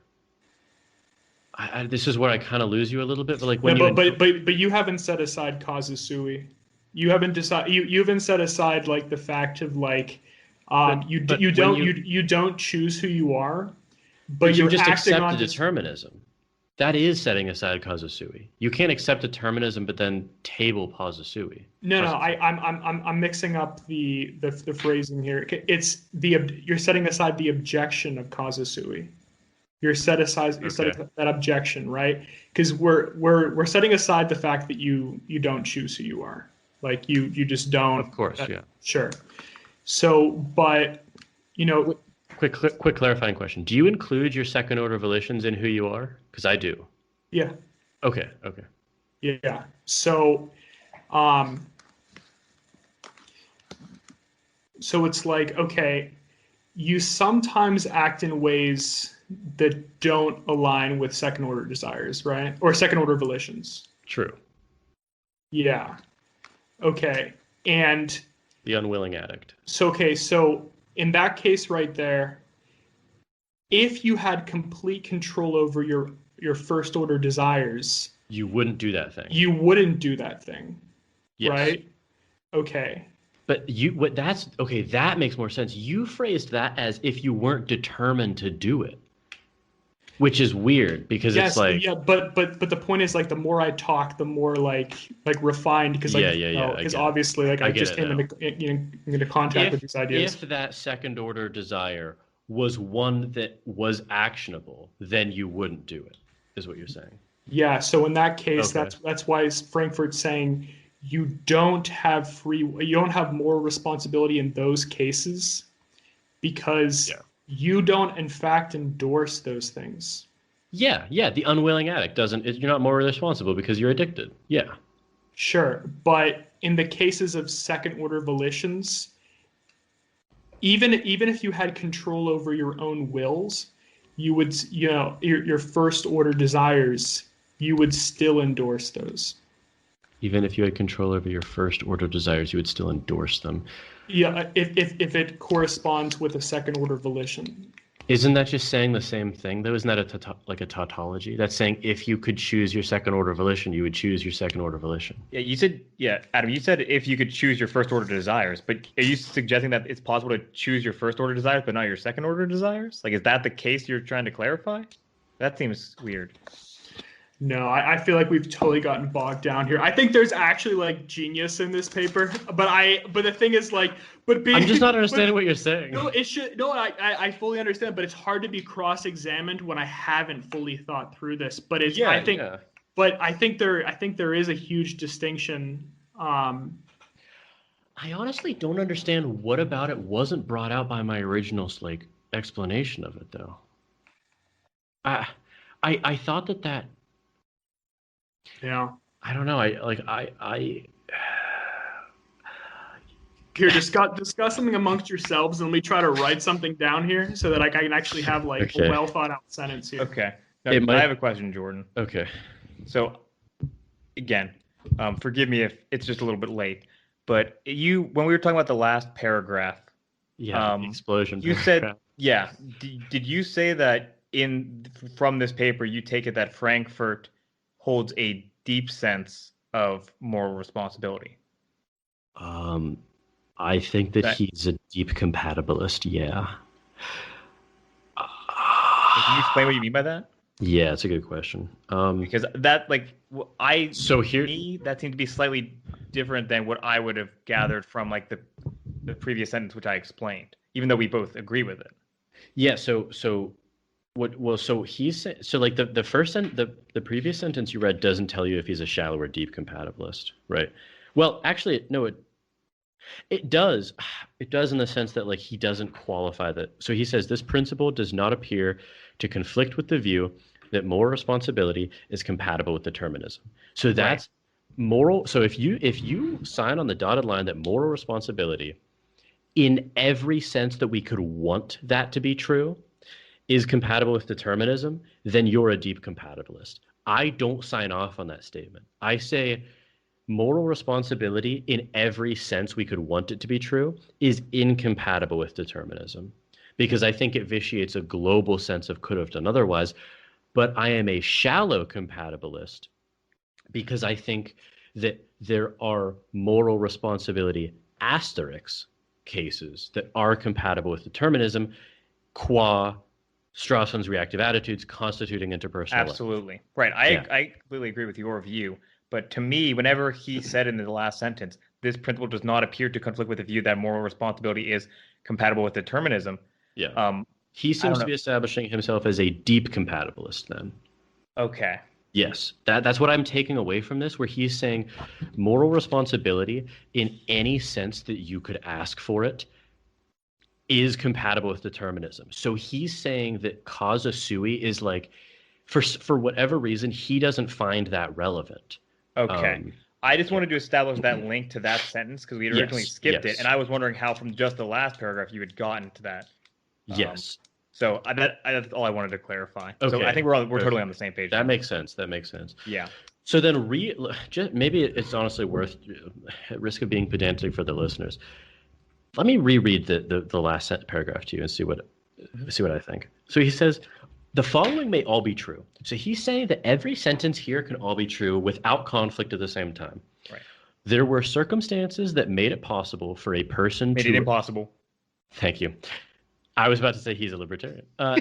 There were circumstances that made it impossible for a person to avoid doing something.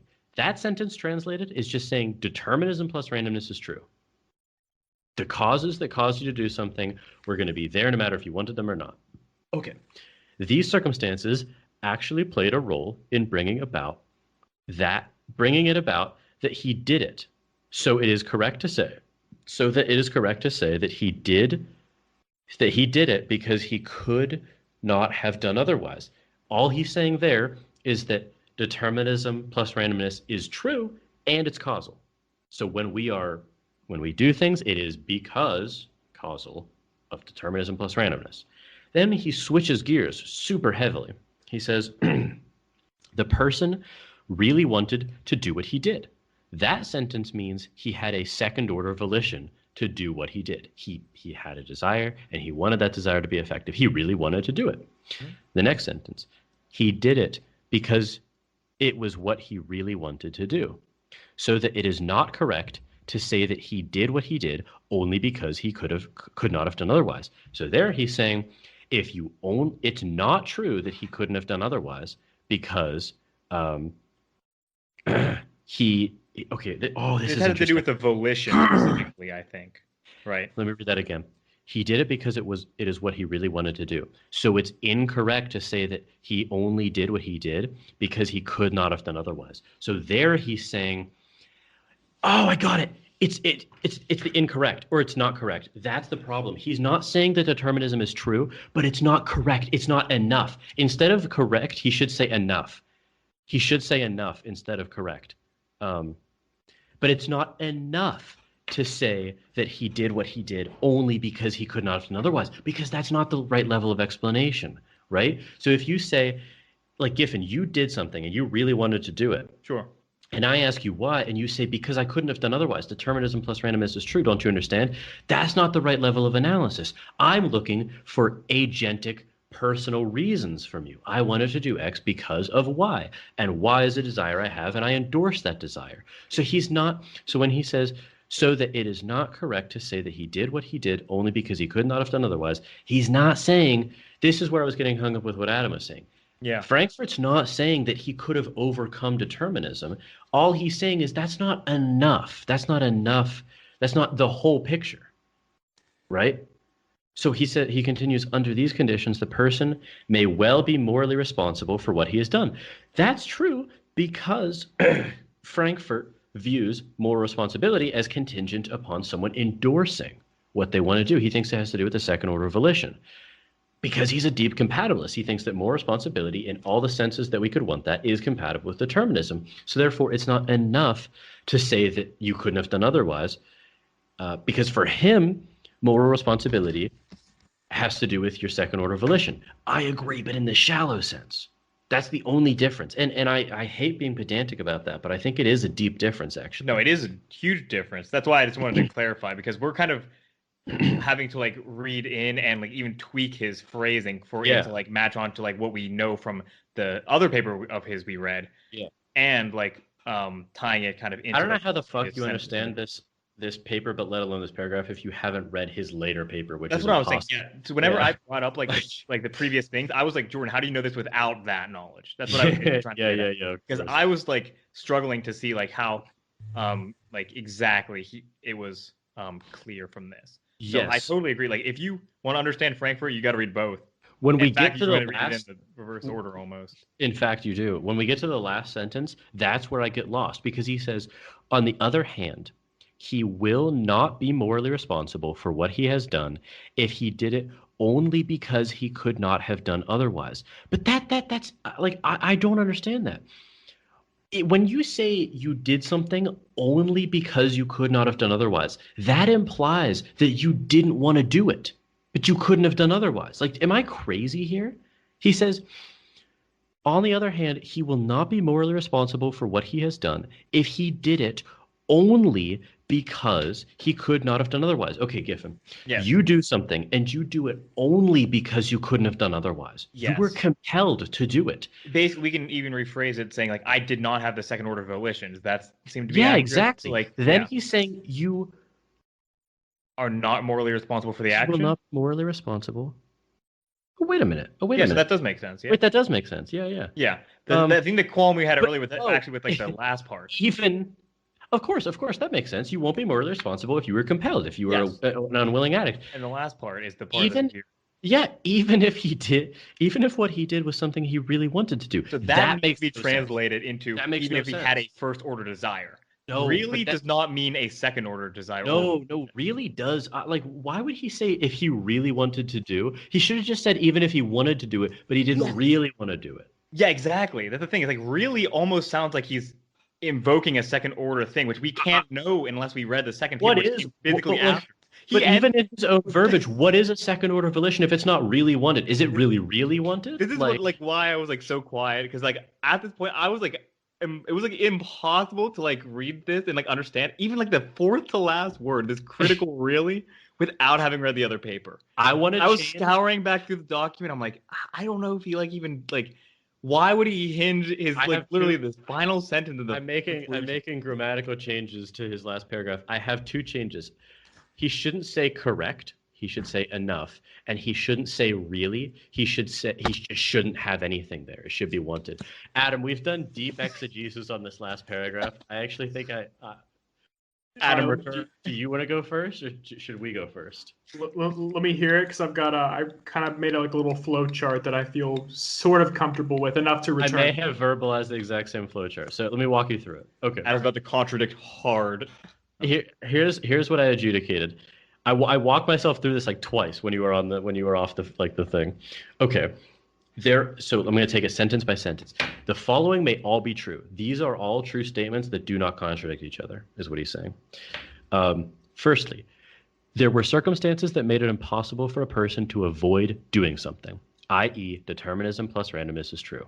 Second sentence, these circumstances actually played a role in bringing it about that he did it, so that it is correct to say that he did it because he could not have done otherwise. All that's saying is that determinism plus randomness is both true, but it's also causal.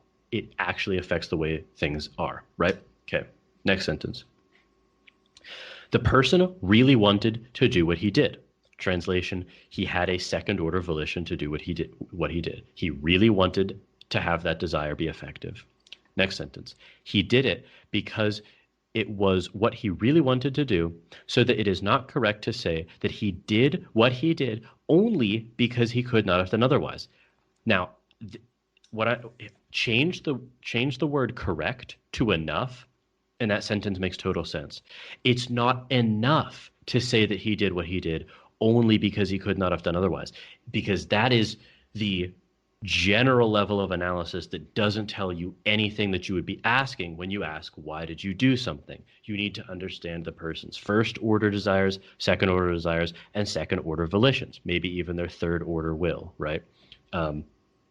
So that's where he's saying he did it because it was what he really wanted to do. So it's not enough to say that he couldn't have done otherwise. That is true, but you need more to understand why he did something. Next sentence. Under these conditions, the person may well be morally responsible for what he has done. Frankfurt thinks that because he thinks that moral responsibility is contingent upon your second order volition, not upon the sense of could have done otherwise, which we've already gone over. Next sentence. On the other hand, he will not be morally responsible for what he has done if he did it only because he could not have done otherwise. I.e., you're not responsible if you're an unwilling addict, if your first order desire and second order volition don't align.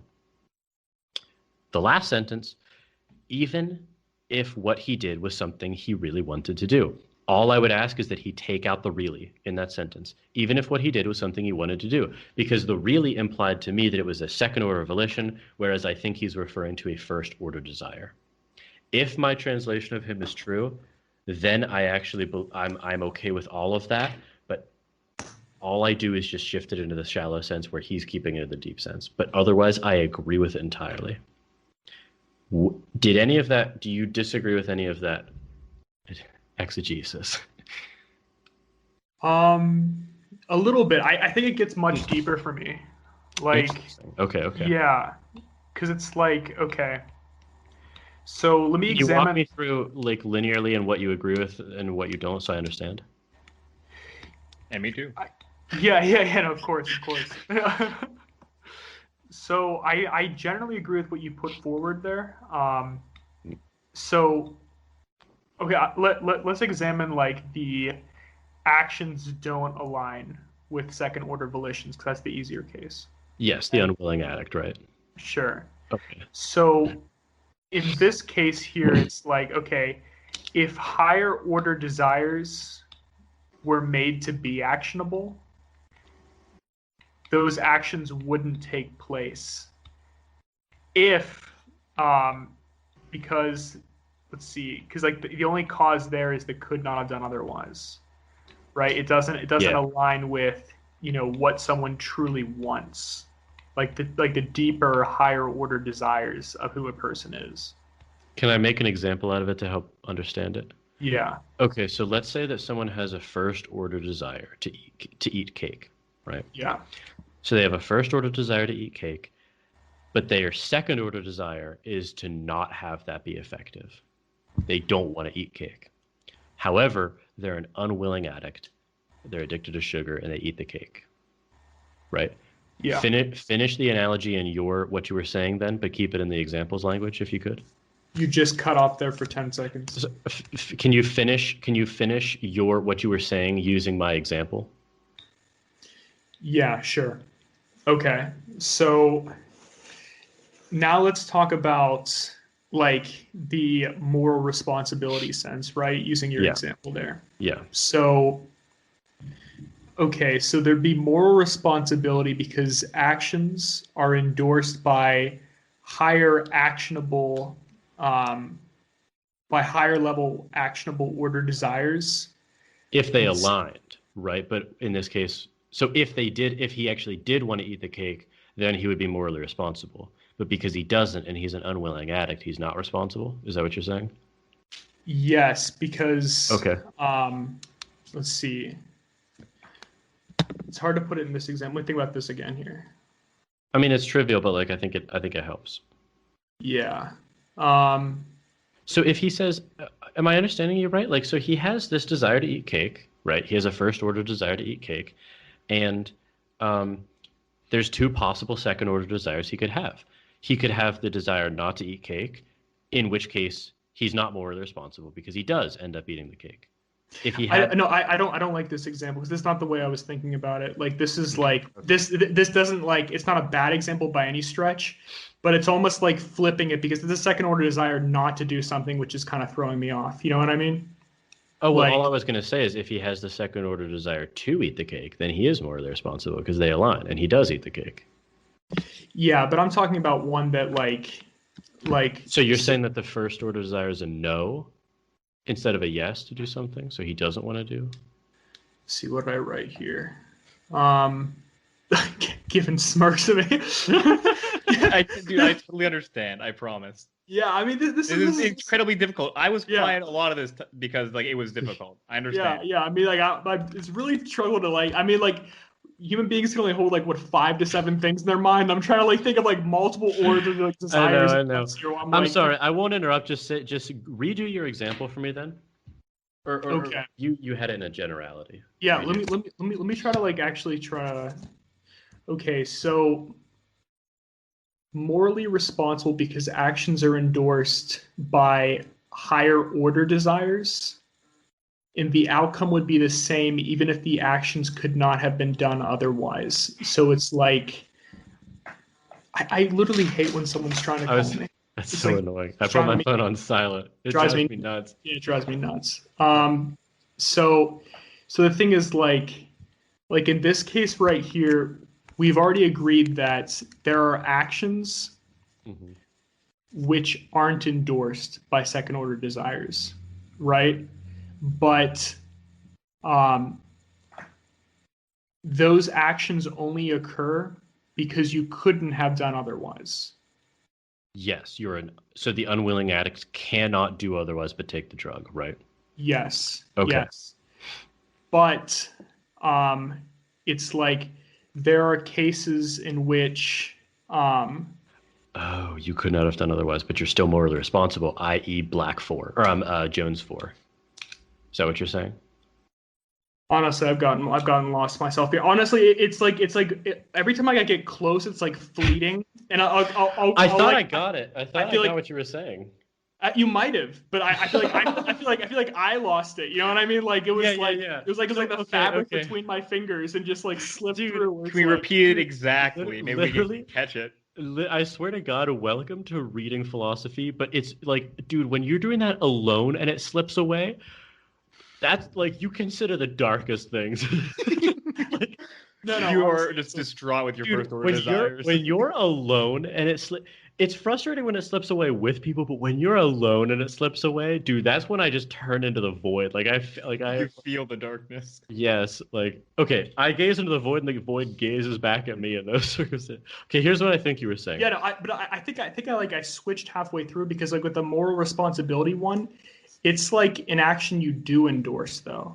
Yeah. Like you in fact like do endorse like whatever good thing or bad thing you're doing, like regardless. You know what I mean? So it's like, but you know, Okay. even if like you remove like the sense of could have done otherwise, who you are, you're still someone that's going to endorse that action. Yes. Okay. Let me draw this out for myself and talk while I'm doing it. Okay. So the action. Okay. So let's do this here. So your first order desire is you want to give to the poor, right? The action that you end up doing is giving to the poor. Okay.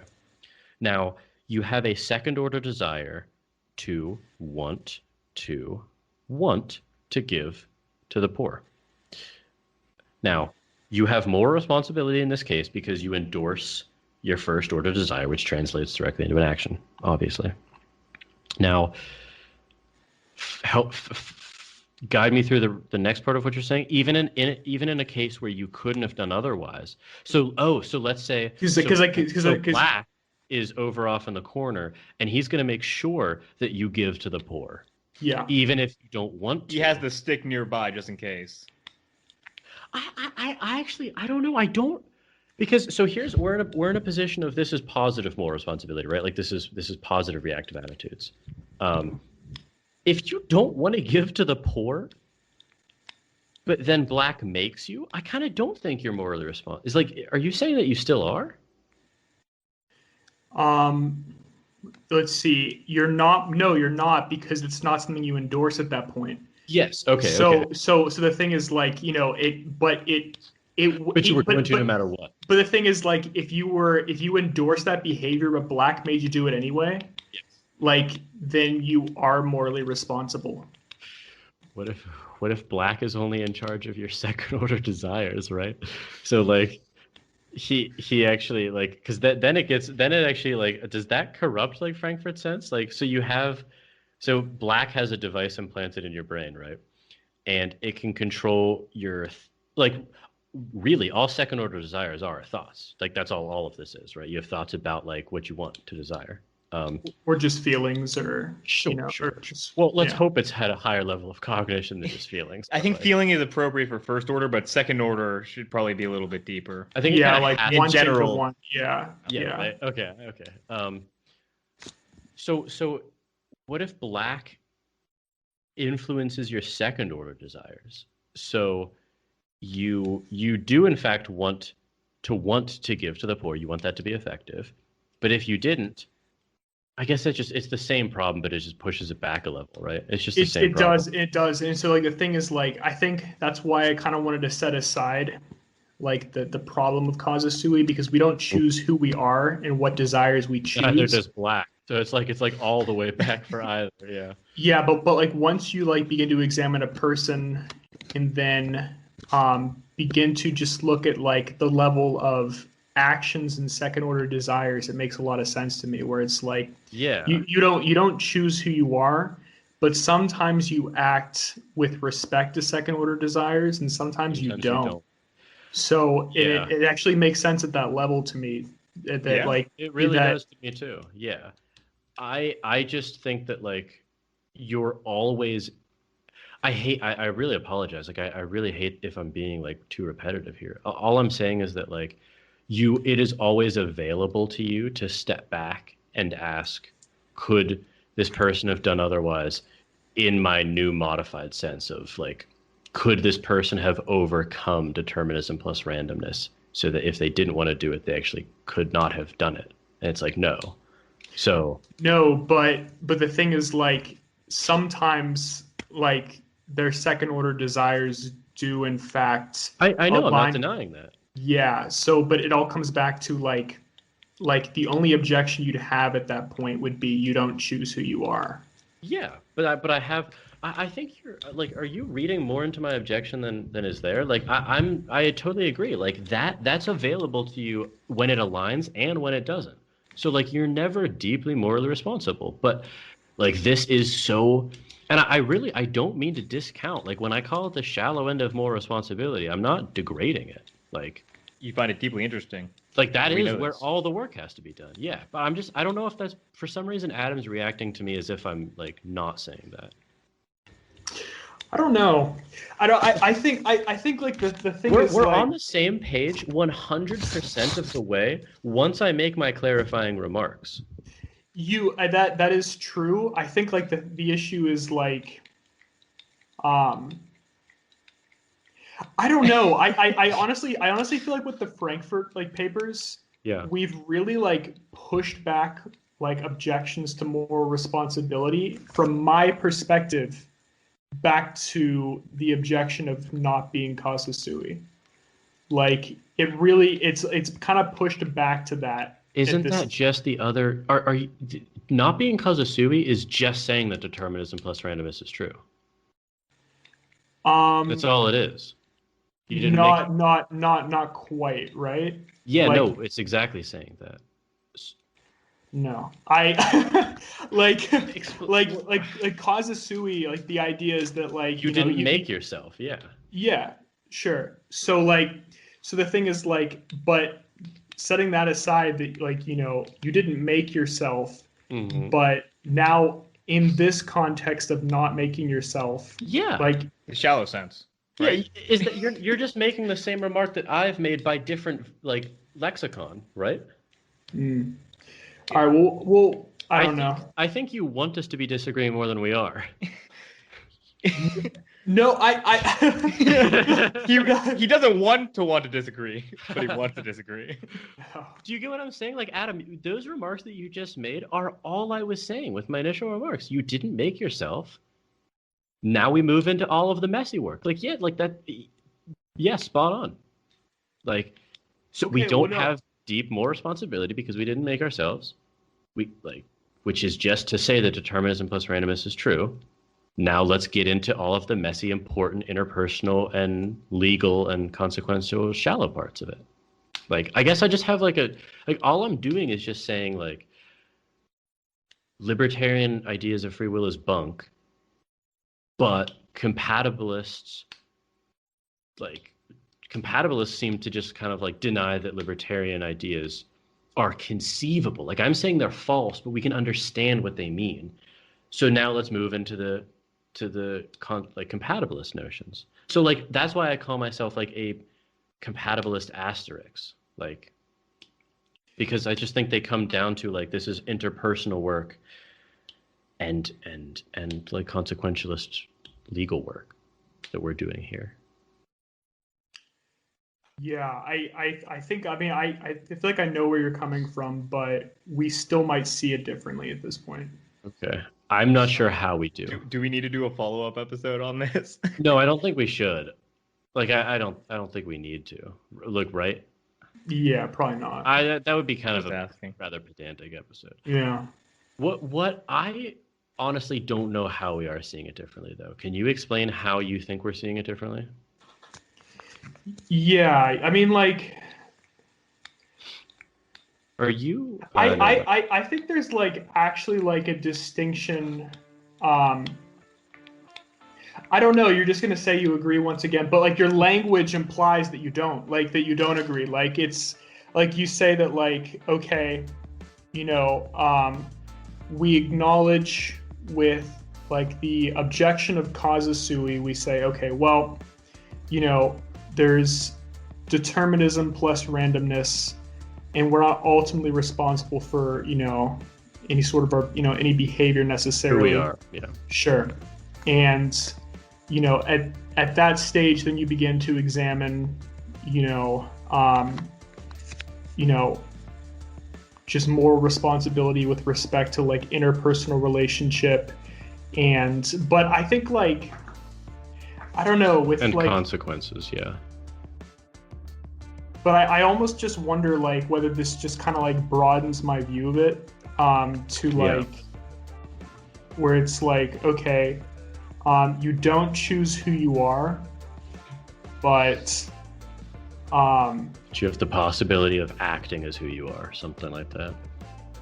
Yeah, and not always, but then when, you know, actions do align with who you are, yeah, and in fact you are morally responsible in some, I think, greater sense, like, than if, you know, actions simply, you know, if your actions don't align with who you are. If we disagree, it's in what you mean by a greater sense, then. Yeah, it almost sounded like you meant deep for a second. I'm not sure you did. Yeah, I don't. All right, we should wrap this up. I'm not sure. Maybe, honestly, because, like, Adam, you actually did, like, change my mind about the importance of the hermeneutical point that Frankfurt's making. But, like, I don't know. If we disagree, I think it's small. Probably. But hopefully you're still enjoying the series, and we'll tune in next time for it.